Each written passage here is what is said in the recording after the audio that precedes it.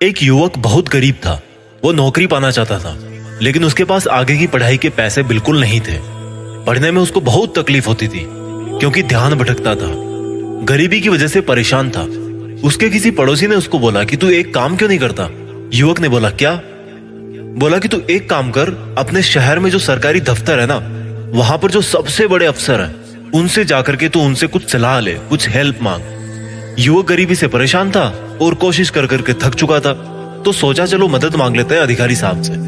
अगले दिन सुबह वो युवक नहा धोकर तैयार होकर उस सरकारी दफ्तर में उस बड़े अधिकारी से मदद मांगने के लिए पहुंचा कि कुछ सलाह मिल जाए, कुछ पैसा मिल जाए। लेकिन वो बड़े अधिकारी उस वक्त ऑफिस में नहीं थे। तो पियोन ने जवाब दिया कि वेट कर लो, थोड़ा सा आते ही होंगे बस। युवक घबराया हुआ था कि इतने बड़े साहब से वो कैसे बात करेगा, और वो इतना घबराया हुआ था कि घबराहट में वो साहब की ऑफिस में साहब की खाली कुर्सी पे ही बैठ गया और साहब का इंतजार करने लगा। उसको पता भी नहीं था कि वो साहब की कुर्सी पे ही बैठा है। थोड़ी देर में साहब दफ्तर में पहुंचे तो देखा कि एक नौजवान युवक उनकी कुर्सी पे बैठा है। साहब का गुस्सा 7वें आसमान पे चढ़ गया। साहब उस पे चिल्ला बैठे, तुम कौन हो? तुम्हारी हिम्मत कैसे हुई मेरी कुर्सी पे बैठने की? तुम इसके लायक नहीं हो, दफा हो जाओ यहां से, 2 कौड़ी के आदमी पता नहीं कहां से आ जाते हैं। युवक पहले से घबराया हुआ था, अब तो उसकी जान ही निकल गई थी।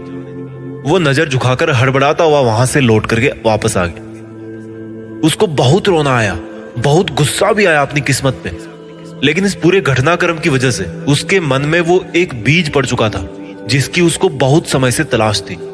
उसके कानों में उस साहब की एक एक गाली गूंज रही थी। अब वो ठान चुका था कि अब चाहे कुछ भी हो जाए, मैं उस कुर्सी के लायक बन के रहूंगा। चाहे भूकंप आ जाए, दुनिया नष्ट हो जाए, चाहे मुझे भूखा सोना पड़े, पर मैं उस कुर्सी के लायक बन के रहूंगा। बस मुझे और कुछ नहीं पता, सिर्फ इतना पता है कि मैं उस कुर्सी के लायक बनने जा रहा हूं। लड़के ने दिन रात एक कर दी, खूब मन लगाकर पढ़ाई करी, मेहनत करी। वो एग्जाम में इतनी अच्छी रैंक लेकर के आया कि उसको अपनी मर्जी का वर्क प्लेस चुनने का ऑप्शन दिया गया, और उसने अपने शहर की वही ऑफिस चुनी जिस ऑफिस में उसकी बेइज्जती की गई थी। वो जब वहां पे अपने पहले दिन पहुंचा तो वो जो पुराने वाले साहब थे ना, जिनका रिटायरमेंट का टाइम आ गया था और जिनकी जगह लेने के लिए यह इतनी कम उम्र का युवक जा रहा था, उन साहब ने युवक की बहुत प्रशंसा की और एक सवाल पूछा कि जिस दिन मैंने तुम पर गुस्सा किया, उस दिन अगर तुम चाहते तो मुझे पलटकर जवाब दे सकते थे, क्योंकि मैंने तुम्हें बहुत भला बुरा कहा था, लेकिन तुमने ऐसा क्यों नहीं किया? उस युवक ने मुस्कुरा करके जवाब दिया कि सर, वैसे तो मैं उस दिन आपसे बहुत छोटा आदमी था, लेकिन अगर मैं फिर भी हिम्मत करके आप पर गुस्सा किया होता तो आज मैं आपकी इस कुर्सी के लायक कभी नहीं बन पाता। क्योंकि जो ताकत, जो हिम्मत मुझे इस कुर्सी के लायक बना पाई है ना, अगर मैं आप पर उस टाइम गुस्सा किया होता तो वो जो ताकत थी उसी वक्त वो बर्बाद हो जाती। उस क्रोध को, उस ताकत को मैंने संभाल कर रखा, मैंने पाल कर रखा कि मैं कैसे नहीं बन सकता इस कुर्सी के लायक। उस गुस्से वाले दिन से लेकर के आज तक मुझे वो आपकी सब गालियां याद रही, और आपकी उन गालियों की वजह से ही मेरे अंदर क्रोध बना। उनकी वजह से ही मैं कई रातें बिना सोए, बिना खाए भी मेहनत करता रहा। उस पुराने अफसर ने उसको बहुत शाबाशी दी और उस दिन के लिए माफी भी मांगी, और उस दिन से उस शहर को एक नवयुवक अधिकारी मिला जिसने क्रोध को सही काम में लेना सीखा। दोस्तों, मैं नहीं कहता कि आप गुस्सा कंट्रोल करो या गुस्सा ना करो।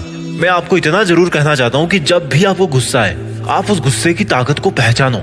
आप उस गुस्से को जिंदगी के सबसे बड़े मोटिवेशन में बदल दो कि अगर आज मेरा ये काम बिगड़ा है ना, जिसकी वजह से मुझे गुस्सा आ रहा है, तो मैं इतनी मेहनत करूंगा, इतनी अपनी औकात बढ़ाऊंगा कि ये जो दुनिया है इसकी कोई हैसियत नहीं होगी मेरा कोई काम बिगाड़ने की। मैंने कोई सर्वे तो नहीं किया, लेकिन जहां तक मुझे लगता है, और आपको भी शायद ऐसा ही लगता होगा, कि आपके जो 90% गुस्से के जो रीजन है ना, वो यार इतने भी बड़े नहीं है जितनी बड़ी आप उनके लिए रिएक्शन देते हो। आप बिना फालतू, बिना सोचे समझे अपनी वो जो इतनी बड़ी एनर्जी है उसे ऐसे ही बर्बाद कर देते हो। वो सामने वाला कौन होता है आपकी एनर्जी बर्बाद करने वाला? क्या आप इतने बेवकूफ हो कि जो ताकत आपकी जिंदगी बना सकती है उसको ऐसे ही बर्बाद करते रहोगे? किसी ने थोड़ा सा काम क्या बिगड़ा आपका, उसके ऊपर चढ़ गए। आप भी तो गलती करते हो ना, आप कौन से कंप्यूटर हो? और कंप्यूटर में भी तो खराबियां आती है, ऐसे चिल्लाने की क्या जरूरत है? एक शिष्य ने अपने गुरुजी से पूछा कि जब 2 लोगों को गुस्सा आता है तो वो ऊंची आवाज में बात क्यों करते हैं, जबकि वो गुस्सा करते टाइम तो आमने सामने खड़े होते हैं, कम वॉल्यूम में भी बात कर सकते हैं। गुरुजी ने बड़े प्यार से कहा कि जब इंसान गुस्सा करते हैं ना बेटा, तो वो इतने करीब नहीं होते जितने वो दिखते हैं। उनके जो दिलों की दूरियां हैं वो बहुत ज्यादा बढ़ जाती है। और जब दूरी बढ़ जाती है तो दूसरे बंदे को ऊंची आवाज में बोल के ही सुनाना पड़ता है, नहीं तो सुनाई नहीं देगा, वहां तक आवाज नहीं पहुंचेगी। गुस्सा करने का मतलब है कि आप जैसा कमजोर इंसान ना इस दुनिया में कोई नहीं है। और आप क्या सोचते हो, गुस्सा करके आप बड़े बन जाते हो? कोई अगर आप पर गुस्सा करता है तो आप कितनी मन ही मन में उसको गालियां देते हो, क्या वो नहीं देता होगा आपको? अपने आप को रख के देखो उसकी जगह, उसको कितना बुरा लगता होगा। क्योंकि आपके अधिकतर गुस्से तो उन्हीं पर निकलते हैं जो आपसे ताकत में कम है या जिनको आप अपने से कम समझते हो। और अगर आपसे वो ताकत में कम है तो क्या आपका लेवल भी उतना कम हो गया कि आप उसकी बराबरी करोगे? और अगर आपको लगता है कि आप उससे बड़े हो तो प्रूफ करके दिखाओ ना भाई। ऐसे बोलकर थोड़े प्रूफ होता है। हिम्मत है तो अपने दम पर उसके जितना बड़ा बन के दिखाओ। गुस्सा करना किसी भी एंगल से ये साबित नहीं करता कि तुम बड़े हो और सामने वाला छोटा। आप अगर किसी पर गुस्सा करते हो, रीजन चाहे कुछ भी हो, अगर वो सामने वाला बंदा आपको माफ भी कर देता है ना, अगर वो सामने वाला बंदा आपको माफ भी कर देता है ना, तो वो उन बातों को नहीं भूलता जो आपने क्रोध में आकर के उसको बोल दी है। एक बच्चे को बात बात पर गुस्सा आता था। उसके पिताजी उसको एक बाबा जी के पास लेकर के गए और बाबा जी से बोले कि बाबा जी मेरे बच्चे को ना बहुत गुस्सा आता है, इसको ठीक कर दीजिए। तो बाबा जी ने बच्चे को एक थैला पकड़ाया और उस थैले में बहुत सारी कीलें थी और एक हथौड़ा था। बोला बेटा जब जब तुम्हें गुस्सा आए ना, तुम्हारे घर के 500 मीटर के बाद में जो भी कोई पहला पेड़ हो, उस पेड़ पर जाकर के एक कील ठोक करके आ जाना। बच्चे और पिताजी घर पे आ गए वापस। बच्चे ने पहले दिन में 20 कील ठोक डाली, अगले दिन भी उसने 20 कील ठोक डाली, दिन में 20 बार गुस्सा किया। धीरे धीरे बच्चे को समझ में आने लगा कि जितनी ताकत मुझे वहां पे जाके कील ठोकने में लगती है ना, उतनी ताकत गुस्से को कंट्रोल करने में नहीं लगती। और इस तरह से बच्चे ने अपना गुस्सा कंट्रोल करना धीरे धीरे शुरू कर दिया। 1 महीने बाद ऐसा दिन आया जब उस बच्चे ने एक भी कील नहीं ठोकी, क्योंकि उसको एक बार भी गुस्सा नहीं आया। बच्चा और उसके पिताजी खुशी खुशी बाबा जी के पास थैंक यू बोलने के लिए पहुंचे। बाबा जी ने बोला कि नहीं, अभी तो तुम्हारी आधी कक्षा हुई है, अभी जो मेन क्लास है ना वो तो तुम्हारी बाकी है। बोला क्या, गुस्सा तो करना मैं छोड़ चुका हूँ। बोला बेटा गुस्सा करना तुमने नहीं छोड़ा है, गुस्सा तुमने कंट्रोल करना सीखा है। गुस्सा तुम्हें अब भी आ रहा है लेकिन तुम उसको कंट्रोल कर ले रहे हो। अब कल से जब भी तुम्हें गुस्सा आए और तुम उसको कंट्रोल कर लो, और जब तुम्हें पता पड़े कि मैंने गुस्सा कंट्रोल कर लिया है, तब तब उस पेड़ के पास वापस जाना और एक कील वापस निकाल करके ले आना। जब जब तुम्हें गुस्सा आए और तुम उसको कंट्रोल कर लो, तब तब एक एक कील वापस निकाल के ले आना। और जब तुम्हारा वो बैग वापस भर जाए तब मेरे पास में वापस आना। बच्चा सोचा क्या आफत आई है यार, गुस्सा करना मैं तो छोड़ चुका था। बट कोई नहीं, बाबा जी ने गुस्सा कंट्रोल करना सिखाया तो चलो इतना और कर देते हैं, क्या दिक्कत है, 1 महीना और लगेगा। बच्चा और उसके पिताजी वापस घर आ गए। अब बच्चे को जब जब भी गुस्सा आता और बच्चा जब जब गुस्सा कंट्रोल कर लेता, तब तब वो उस पेड़ के पास में वापस जाता और एक कील निकाल के ले आता। लेकिन वो जो एक कील निकालता था उसमें उसके पसीने छूट जाते थे, क्योंकि कील को ठोकना आसान है, निकालना बहुत मुश्किल है। कई बार तो वो बिना कील को निकाले वापस लौट के आता था, क्योंकि उससे वो कील निकल ही नहीं पाती थी। ऐसे करके 1 महीने से भी ऊपर वक्त बीत गया। उसका थैला सिर्फ आधा ही भरा था, यानी कि जितनी कीलें उसने ठोकी थी उसकी आधी कीलें उसने वापस निकाल पाई थी। एक दिन दुखी होकर उसने अपने पिताजी से बोला कि पिताजी मैंने देखो गुस्सा करना तो छोड़ दिया है, जितनी कीलें मुझसे निकल सकती है उतनी मैंने निकाल दी, इससे ज्यादा कीलें मेरे से नहीं निकलती।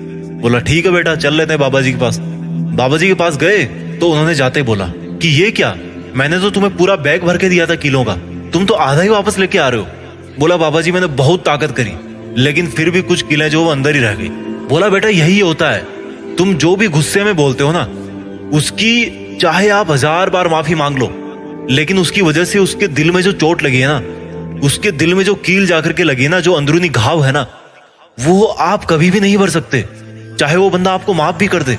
और जो कील के निकलने की वजह से जो वहां पे छेद बन गया है, उसकी वजह से आपका जो विश्वास है ना, आपका जो रिलेशन है, वो कमजोर पड़ जाता है। बच्चे को अब पूरी तरह से समझ में आ गया। उसको बहुत पश्चाताप हुआ कि मैंने क्यों अपनी जिंदगी में इतना ज्यादा गुस्सा किया। अपने गुस्से को उस वक्त कंट्रोल करना मुश्किल हो जाता है जब वो आ रहा होता है। अगर उसको कंट्रोल करना है ना, तो वो जब गुस्सा आपके अंदर भरना शुरू हो, आपको उसी वक्त रोकना है। अब रोकने का मतलब ये नहीं कि सामने वाले पर चिल्लाए तो नहीं, पर रूम में आकर के अपने आप को बंद कर लिया, बात नहीं कर रहे, मुंह फुला लिया, बिस्तर से उठ नहीं रहे। ये भी तो एक गुस्सा है ना। ये क्या आपकी और अगले वाले की एनर्जी को वेस्ट नहीं कर रहा? गुस्से में चिल्लाओगे तो बाद में पछतावा होगा, और गुस्से में अगर अपने आप को सबसे अलग कर लिया, नाराज हो गए, तो भी तो भैया नुकसान है। गुस्सा चाहे मन में रखो या सामने वाले पे रखो, फायदा किसी में नहीं है मेरे भाई। इसलिए अब मैं आपको एक तरीका बताने वाला हूं जिससे आपके 90% गुस्से छूट जाएंगे, और वो जो 10% फिर बचेंगे ना, वो मैं आपको बताऊंगा कि उनको कैसे काम में लेना है। तो सबसे पहले बात करते हैं कि आप जो डेली लाइफ में गुस्से करते हो, आपके अधिकतर गुस्से हैं, उनको कैसे छोड़ें। छोड़ने के लिए इसका अंदरूनी कारण आपको समझना पड़ेगा। गुस्से का कारण है अपने आप को परफेक्ट समझना। या मान लो आप परफेक्ट हो किसी में भी, किसी भी काम में, किसी भी जगह परफेक्ट हो, पर आपकी एक गंदी आदत है कि जो आपके साथ में है ना वो भी परफेक्ट होने चाहिए। क्यों भाई, अगर वो भी आपकी तरह कोई गलती नहीं करते तो आप में और उनमें क्या फर्क रह जाता। आपको समझना है कि लोगों से हो जाती है गलतियां, और जब गलतियां होती है और आप उन्हें जब माफ कर देते हो तो आपकी जो इज्जत है ना वो सामने वाले की आंखों में और ज्यादा बढ़ जाती है। अब आप बोलोगे कि अगर यार सामने वाला बंदा बार बार गलती करे तो क्या, तो गुस्से की एक्टिंग कर लो, गुस्सा मत करो, केवल उसकी एक्टिंग कर लो। जैसे बच्चे कोई गलती करते हैं तो क्या उनकी गलतियों को दिल पे लेते हो? उनको डराने के लिए तो उनको चांटा दिखाते हो ना। तो बड़े होकर दिल पे लेना क्यों सीख गए? ज्यादा समझदार हो गए क्या? अगर छोटा बनने से फायदा हो रहा ना तो भाई छोटे बन जाओ, कोई दिक्कत नहीं है। लाइफ में जितना याद रखना जरूरी है उतना ही भूलना और माफ करना भी जरूरी है। अगर आपको लग रहा ना कि अगर आपने गुस्सा नहीं किया सामने वाले पे तो कुछ बहुत बड़ी गड़बड़ हो जाएगी, किसी का बुरा हो जाएगा, तो आपको वहां पर रिस्पॉन्ड करना ही पड़ेगा। रिएक्शन नहीं देनी, ध्यान रखना, रिस्पॉन्ड करना है। जहां पर इमोशन जुड़ जाते हैं ना, बातें जब दिल पे टच होने लगती है ना तो वहां पे भाई दिक्कत होती है। सांसें फूलने लगती है, पैर कांपने लगते हैं। आपको रिएक्शन नहीं देनी, रिस्पॉन्ड करना है, सिर्फ एक्टिंग करनी है। केवल उस एक्सेप्शनल केस में जिसमें अगर आपने सामने वाले को नहीं रोका, उसको आपने गुस्से से नहीं दबाया, तो जैसे मान लो वो किसी का गला पकड़ सकता है, किसी को मार सकता है, सिचुएशन से आपको समझ में आ जाएगा। और जब आपको रियल वाला गुस्सा है या आपका दिल बहुत दुखी हो, जो हजारों गुस्सों में से कोई एक गुस्सा होता हो, तो वो जो गुस्सा है ना, उस गुस्से को आपको अपने सबसे बड़े मोटिवेशन में बदलना है। जैसे मान लो किसी ने आपकी बहुत बड़ी बेइज्जती कर दी, तो आपको सोचना है कि ऐसा क्या नहीं है मुझ में कि मुझे ये दिन देखना पड़ा। गुस्सा दिखाना है तो केवल एक्टिंग करो। अगर गलती से आ भी गया, क्योंकि एक नॉर्मल इमोशन है, जैसे हम हंसते हैं, हम रोते हैं, दुखी होते हैं, तो उसी तरह से ये भी एक तरह का इमोशन है। तो अगर गुस्सा आ भी गया गलती से, तो उसको यार सही जगह पे काम पे लगाओ ना। यार कपड़े धो लो, जिम में चले जाओ, गुस्से को ही बर्न कर दो पसीने से। फायदा भी हो जाएगा, किसी का नुकसान भी नहीं होगा और गुस्सा भी शांत हो जाएगा। जो एड्रिनलिन और कार्टिसोल हार्मोन होता है ना, वो बनता है आपकी बॉडी में जब आप गुस्सा करते हो। वो आपकी मसल्स में बहुत काम करवाने वाली ताकत भर देता है। एक बार उसको काम में लेकर के देखो, बहुत सारा फिजिकल आउटपुट आएगा। लेकिन ये क्या तरीका है? गाली दे दी, नाराज हो गए, खाना नहीं खा रहे, सो नहीं रहे, या सो ही रहे हो, मुंह फुलाकर बैठे हो। ये जो आपके अंदर ओवर सेल्फ एस्टिमेटेड सेंस है ना, उसको यार कम कर लो थोड़ा। आपका जो काम बिगड़ने पे गुस्सा आता है, उस काम को बिगाड़ने वाला रीजन इतना स्पेशल नहीं होता। जितनी बड़ी आप रिएक्शन देते हो, उस रीजन पे आपको कभी गुस्सा नहीं आएगा। केवल उससे आपका जो काम बिगड़ा है, उस काम के बिगड़ने पे आपको गुस्सा आता है। आई होप इस वीडियो ने आपके अंदर एक शांति की शुरुआत जरूर करी होगी। इस वीडियो को उस व्यक्ति को जरूर दिखाना जो आपके जान पहचान का है और गुस्सा बहुत करता है।